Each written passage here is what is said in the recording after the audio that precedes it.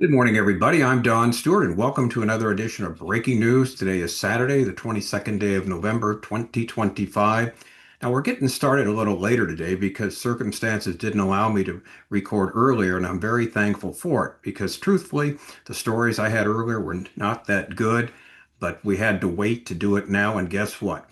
In the last hour, not one, not two, but three huge stories have come across the wire. So God's timing is always perfect. Here they are. Hamas warns Witkoff, threatens the ceasefire is over after IDF thwarts yellow line breaches. This is from the Jerusalem Post. This is an ongoing story. It's developing and it is huge. And then from Israel HaYom, the U.S. leaves, the F-35 stays. Exactly what we've been saying. The U.S. is wanting the Middle East to be rid of them and giving the countries such as Saudi Arabia and Israel enough weapons to do it on their own. Exactly what the Bible says. The U.S. isn't a player in the last days in the Middle East. So two for two so far. And then finally, Ukraine ready to discuss administration's plan, Trump administration's plan to end the war. A U.S. official says plan is not up for negotiation. This is from I-24 News. Now we got Russia possibly having the war over and all these things, like we said, fit last day's Bible prophecy. It's all falling into place just as the Bible said. All right, let's get to the headlines. First of all, Hamas warns Witkoff, threatens ceasefire is over after IDF thwarts the yellow line breaches. Jerusalem Post. The agreement is over and Hamas is ready to fight, sources told Saudi state-owned Al Arabiya, adding that the ceasefire must be mutual and that Gaza will not become another Lebanon. Amidst Hamas's attempt to breach Gaza's yellow line and subsequent ID activities to thwart the terrorists, Hamas has warned Middle East envoy Steve Witkoff that it could end the ceasefire in Gaza. This from Saudi state-owned Al Arabiya reported today, Saturday. The agreement is over and Hamas is ready to fight, sources told the Saudi outlet, adding that the ceasefire must be mutual and that Gaza will not become another Lebanon. An American source told Waller, that is the Israeli news, that Hamas has not given up yet, but has made it clear it will not be able to accept any more Israeli attacks. Gaza will not be Lebanon for them, and I hope we can contain the situation. Another source told the Israeli outlet the U.S. is aware of the Israeli attacks and certainly understands Israel's need to protect its soldiers in Gaza after they were attacked. This is what brought it on. The Israeli soldiers were attacked. Adding, Hamas told us it's better for us to fight and let 1,000 be killed by fire under Israeli attacks than by inaction.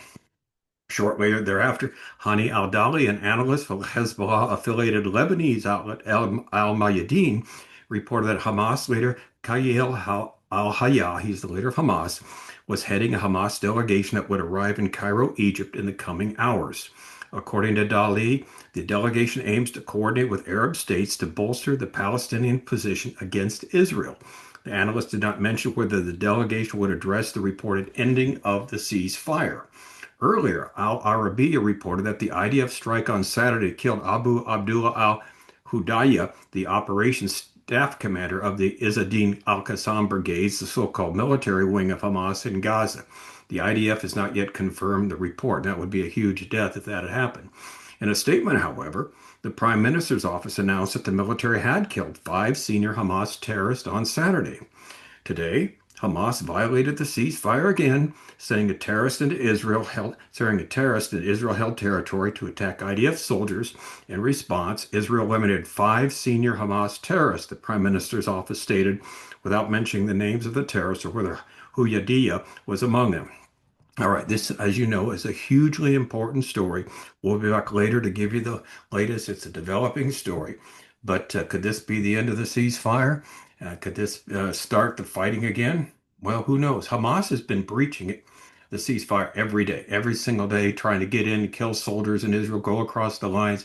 And Israel took it to them today, took out 5 of their senior leaders. So Hamas said, enough's enough. We are now going to end it. Well, we'll see. We'll see if they're just posturing or something's going to happen. All right. Now, headline number 2 is fascinating. This came from the website Israel HaYom. The U.S. leaves, the F-35 stays. As Washington pulls back from the Middle East, its stealth fighter becomes the backbone of a de facto Middle East defense alliance against Iran. That says it all. Washington going to pull back. Remember, United States is not a player in last day's Bible prophecy. So why are they going to pull back? Because of how they're giving support to both Saudi Arabia and Israel so that Iran will not have to be defended by the U.S. It's fascinating here. You don't understand the Americans at all, says a senior Middle Eastern official. You look at Saudi planes as a potential future threat.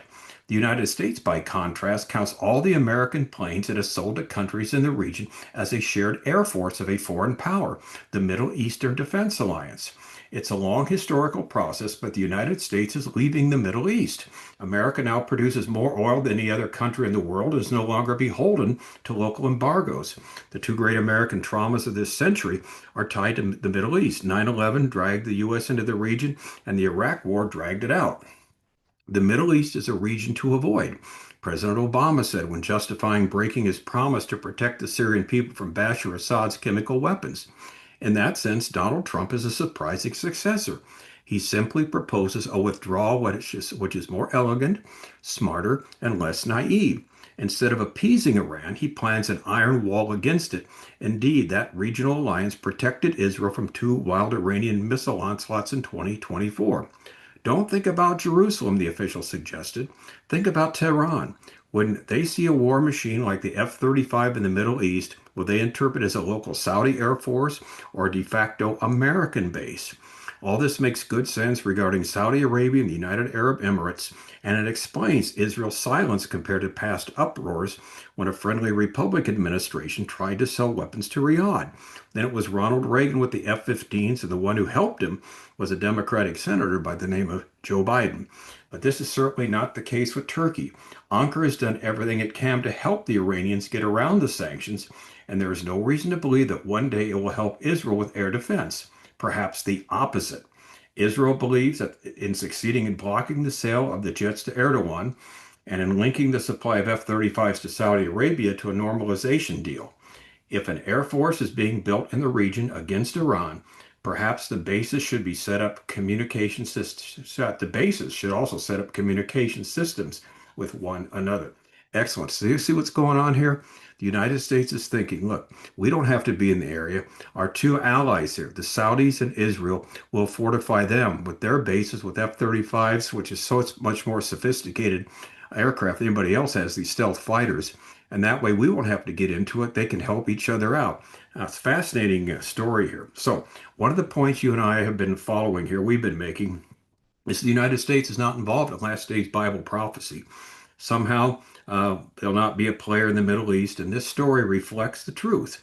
It really does. That Israel, in fact, J.D. Vance said, we can't wait to get out of the Middle East. We've got other things to do, China, etc. That's our big worry, of course. And so if they can basically bolster the defense of Saudis, and of course the Israelis are already there, then they feel Iran won't have a chance in the future because you have two of their friendlies there fighting will be fighting against Iran. So again, somehow the U.S. won't be a player in the Middle East. This reflects the truth from our book, 25 Signs. We're near the end. Sign 11. No superpower will intervene on Israel's behalf when they are invaded. Ezekiel 38:39. Something will happen to the United States. It's a free download from our website, Educating Our World, under the heading of Bible Prophecy. So we have the setting of the stage continues here. Number 3 headline. Ukraine ready to discuss Trump's administration's plan to end the war, as U.S. official says plan not up for negotiation. This is from Israel website I-24 News. Zelensky warned on Friday that Ukraine, we talked about this, risks losing its dignity and freedom, or Washington's backing over a U.S. peace plan that endorses key Russian demands. Kiev now will engage with Washington's 28-point plan to end the war with Russia and demonstrate it's open to substantive discussions.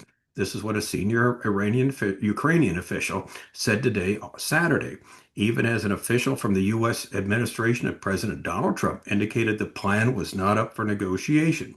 In the coming days in Switzerland, we are launching consultations between senior officials of Ukraine and the United States on the possible parameters of future peace agreement.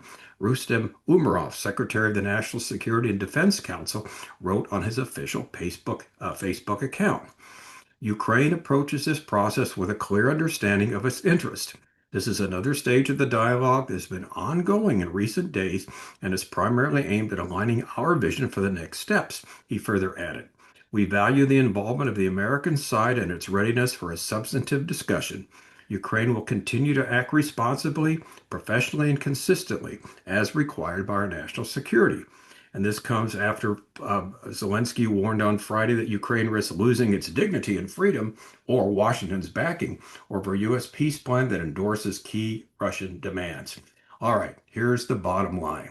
Russia must be freed from this war to be able to fulfill what the Bible predicts about them at the time of the end.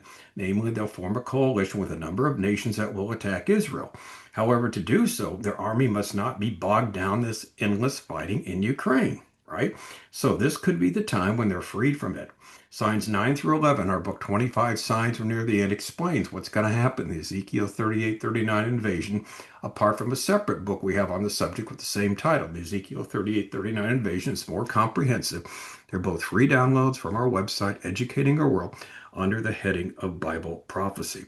So here's what we have. Three huge stories this morning. First of all, Hamas seems ready to pull out of the peace agreement. So we'll have the fighting there. If we do have, then Israel can finish the job. That would actually be good for Israel if they're allowed to do that in Gaza.